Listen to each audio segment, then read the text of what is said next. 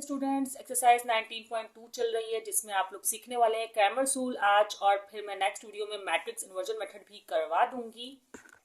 Matrix से related मैंने काफ़ी क्वेश्चंस जो है चैनल पर अपलोड किए हुए हैं, प्लेलिस्ट में आपको इजीली मिल जाएंगे। उसके अलावा ट्रिग्नोमेट्री और डिफरेंट अदर टॉपिक्स पर भी वीडियो बनाई हुई है, आप लोग प्लेलिस्ट में जाकर देख सकते हैं। चलिए स्टार्ट करते हैं क्रैमर्स रूल। स्टार्ट करने से पहले स्टूडेंट्स कुछ इंपॉर्टेंट बातों को आप लोग नोट कर लीजिए। देखिए, क्रैमर्स रूल हो या मैट्रिक्स इन्वर्जन मेथड हो, आपकी जो एक्स और वाई की वैल्यूज निकलेंगी वो सेम आएंगी। सही है, ये बात तो आपको पता होनी चाहिए। दूसरी बात यह है कि आप भले क्रैमर्स रूल कर रहे हो या मैट्रिक्स इन्वर्जन मेथड कर रहे हो, आपने तीन मैट्रिक्स इस तरह जरूर बनाने हैं, जैसे कि लाइक ए, ठीक है, एक्स और बी। बताती हूँ मैं आपको। अच्छा, एक और बात, कभी कभार ना ये इक्वेशन अरेंज नहीं होती, मतलब समझे एक्स इस तरफ होता है, वाई इस तरफ होता है, इस तरह ना, तो आपको अरेंज करनी है। स्टार्टिंग में एक्स, फिर वाई, और फिर ये जो इजिकल टू के उस साइड जो है वो कॉन्स्टेंट्स आपके होने चाहिए। इस तरह यहाँ पर वेरिएबल वाले होने चाहिए एक्स और वाई, फिर कॉन्स्टेंट्स होने चाहिए। तो आपको अरेंजमेंट भी करनी है। हम नेक्स्ट क्वेश्चन में आपको करके भी दिखाएंगे, दो करेंगे क्वेश्चन ना एटलीस्ट, ताकि आप लोग को समझ में आए। सही। अब हमें क्या करना होता है, जैसे ये तो अरेंज है ना, इसमें हमें कोई प्रॉब्लम नहीं है। बिल्कुल सही बात है, आप लोग भी कह रहे प्रॉब्लम नहीं है, तो पहले तुम इसको करवा दें। चलो करवा देते हैं। अच्छा, पहले ए का मैट्रिक्स आपने किस तरह बनाना है, देखें। ए के मैट्रिक्स में होते हैं वेरिएबल के कोफिशिएंट्स। ये वेरिएबल्स है ना एक्स वाई, तो इसके कोफिशिएंट क्या है 2 और -4। इस साइड पर एक्स वाले ही होने चाहिए। मतलब ये कौन सी साइड है, लेफ्ट राइट, ये है लेफ्ट हैंड साइड। इस साइड पर 2 -4 ही होना चाहिए, और राइट हैंड साइड पर y के आप लिख देंगे इस तरह। ये वाली चीज को आपने नहीं छोड़ना है, ऐसा ही करना है, ठीक है। उसके बाद आप बनाएंगे x के वेरिएबल्स का एक मैट्रिक्स जो कहलाएगा x और y, जिसमें आप x और y को लिख देंगे। जो उसमें कॉन्स्टेंट इस्तेमाल हो रहे हैं, अगर z इस्तेमाल होता है z भी लिख देते, सही, कोई मसले की बात नहीं है। अगर z यहाँ हो रहा तो यहाँ भी एक और रॉ बढ़ जाती, सॉरी कॉलम, ठीक है। अब करते हैं बी की बात। तो बी पे क्या लिखेंगे, आप लिखेंगे कांस्टेंट जिसके साथ कोई वेरिएबल होता ही नहीं है, लाइक 14 एंड 28 साइन के साथ लिखेंगे। देखें, इसके साथ साइन था माइनस का, ताकि प्लस का साइन हम लोग शो नहीं करते, ठीक है। तो यहां तक आप लोगों ने ये वाला काम कर लिया, और स्टेप्स पूरे करेंगे क्योंकि भाई आप लोग एग्जाम दे रहे हैं, कोई एमसीक्यू सॉल्व नहीं कर रहे हैं, ठीक है। सही है, चले अब आगे करते हैं। अब आगे हम आज करने वाले हैं, ये देखें इनवर्स तक तो हमें ये भी करना पड़ेगा और क्रैमर्स रूल के भी ये करना होगा। अब यहाँ आगे से, बल्कि मैं क्या बताती हूँ, ये वाला जो स्टेप मैं भी करने वाली हूँ ना डिटरमिनेंट निकालने का, वो भी क्रैमर्स इनवर्स में सेम है। उसके बाद से थोड़े से स्टेप्स चेंज जाते हैं, वो हमें सीखने होंगे। चलें, पहला काम तो ये करते हैं हम क्रैमर्स रूल कर लेना। तो क्रैमर्स रूल में बता दूं कि एक्स अगर आपने निकालना है तो आपके पास डिटरमिनेंट होना चाहिए ए एक्स का, एंड फिर ए डिटरमिनेंट होना चाहिए। एक्स क्या हो, ए एक्स कैसे निकालते हैं बता दूंगी मैं। फिर वाई अगर आप कर रहे हैं तो इसी तरह है, ए वाई का डिटरमिनेंट एंड ए डिटरमिनेंट होना चाहिए। मतलब अगर आपके पास इन दोनों के डिटरमिनेंट हो, आप इनको डिवाइड करेंगे तो एक्स और वाई की वैल्यू आ जाएंगी। सिंपल सा यही कॉन्सेप्ट है। तो सबसे पहले रिनोट करेंगे, ए डिटरमिनेंट दोनों में कॉमन है, तो पहले हम ए डिटरमिनेंट निकालेंगे, फिर ए एक्स, फिर ए वाई, बस, और फिर उसके बाद इसमें पुट कर देंगे। बहुत ही सिंपल है भाई क्रैमर्स रूल। तो पहले मैं ए डिटरमिनेंट निकालूं। ए डिटरमिनेंट में पहले भी वीडियोस में सिखा चुकी हूँ, लेकिन फिर भी मैं आपको दोबारा बता देती हूँ कि A D minus B C होता है ए के ही मैट्रिक्स का। अब ये ए बी सी डी, इसके अलावा आप सिंपल कॉन्सेप्ट में ही समझ सकते हैं कि आपको क्रॉस मल्टीप्लाई करना है और बीच में फॉर्मूले का माइनस ही लेना। जैसे कि ए है 2, सही है, बी है डी है 1, और फॉर्मूले का माइनस होना चाहिए। अब बी है बी है 3 और सी है -4, तो फॉर्मूले का माइनस होना चाहिए। मतलब 2 को 1 से मल्टीप्लाई, 3 को 4 से मल्टीप्लाई, फॉर्मूले का माइनस अलग है और यहाँ पे वैल्यू का माइनस अलग है, ठीक है ना। अच्छा, 2 1 jar 2, minus minus plus, 3 4 jar 12, plus की वैल्यू आएगी, आपको पता है 2 एंड 12 जार 14। ऐड कर देंगे ना आप इसको, तो क्या हो जाएगा 14, ये तो आ गया ए डिटरमिनेंट।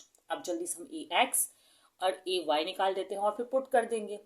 साथ साथ भी हम कर सकते हैं, एक और भी मेथड में बता दूंगी आपको, नेक्स्ट क्वेश्चन बताऊंगी कि साथ साथ कैसे कर सकते हैं इसी क्वेश्चन इसी वीडियो में पर। अब एक और बात स्टूडेंट्स, हम ये आगे सॉल्व तभी करेंगे जब जीरो नहीं आएगा। अगर जीरो आ जाता तो हम इसको यहीं छोड़ देते। सिंपल सी बात है कि नहीं है, ठीक है। अभी फिलहाल जीरो नहीं है, अगर नेगेटिव में भी आता तो भी हम करेंगे, पॉजिटिव में आएगा तब भी हम इसको सॉल्व करेंगे। इसका क्रैमर्स एग्जिस्ट करेगा, इन्वर्जन एग्जिस्ट करेगा। चलिए स्टूडेंट्स, अब डिटरमिनेंट ऑफ ए एक्स मालूम करते हैं हम लोग, ठीक है। अच्छा, ए एक्स के लिए आपने पता क्या करना है, आपने क्या करना है, यही मेन बात है, आपने एक्स के कोएफिशिएंट नहीं लेने।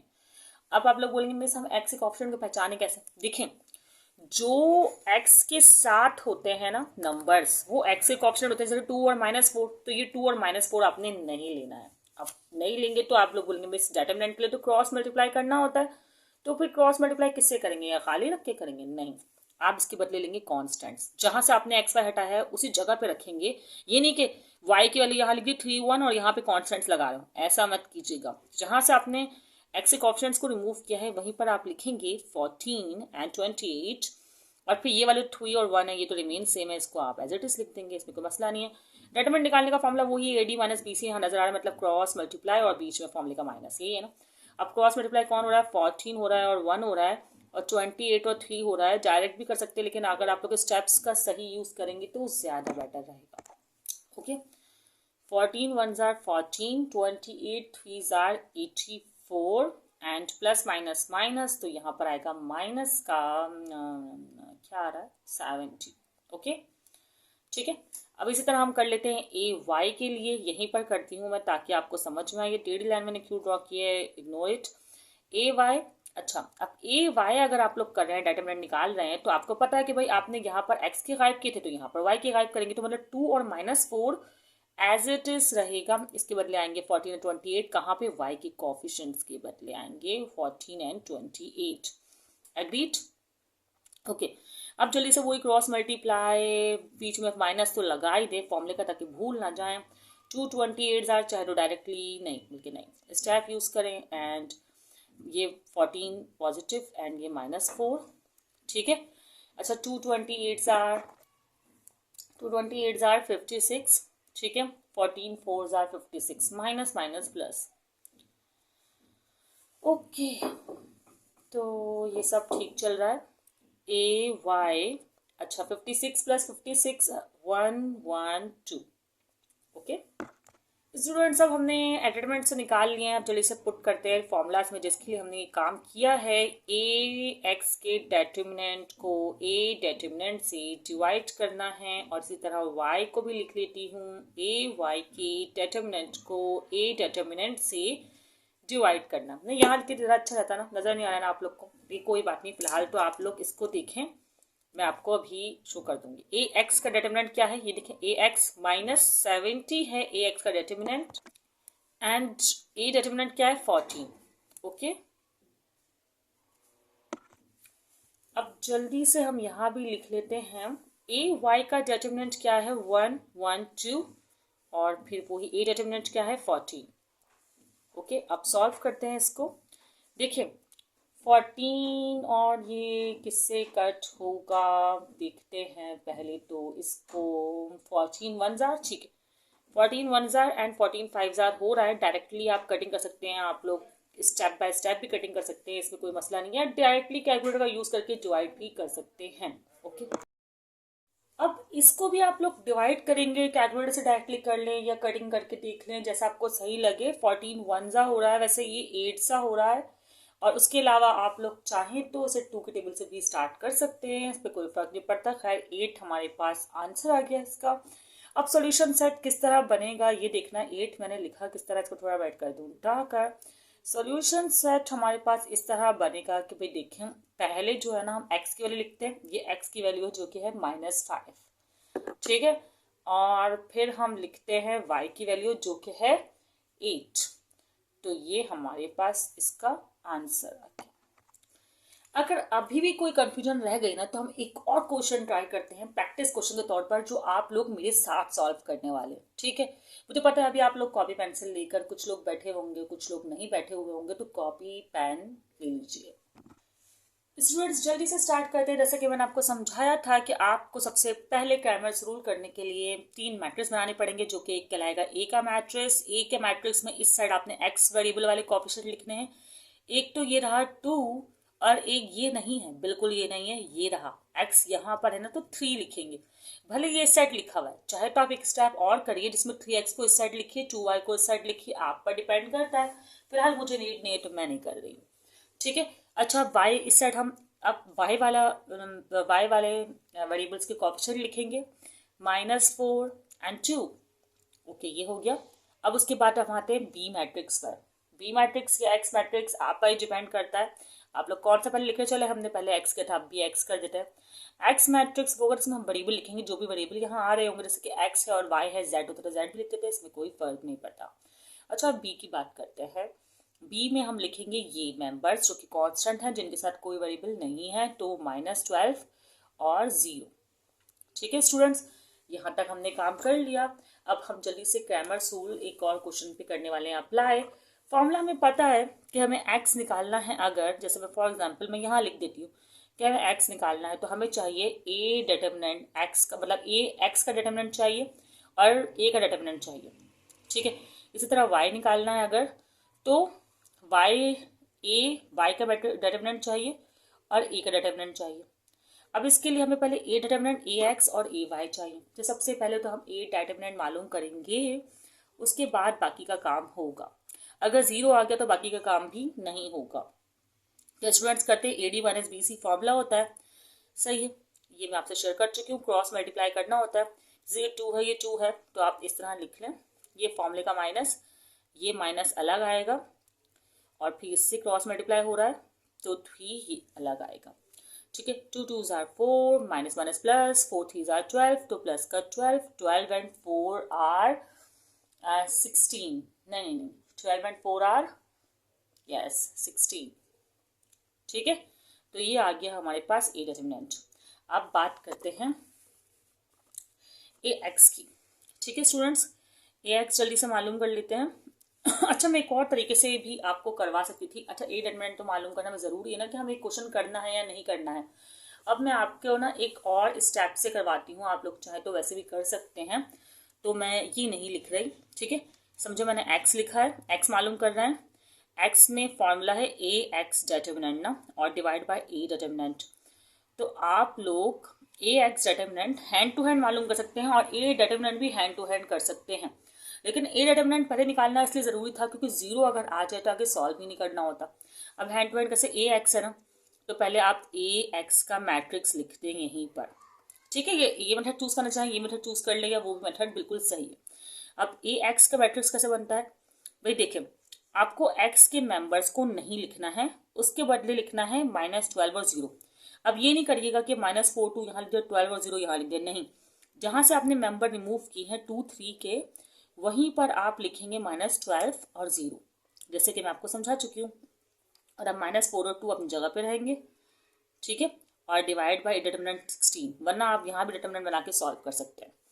ठीक है, अब जल्दी से इसे क्रॉस मल्टीप्लाई करते हैं।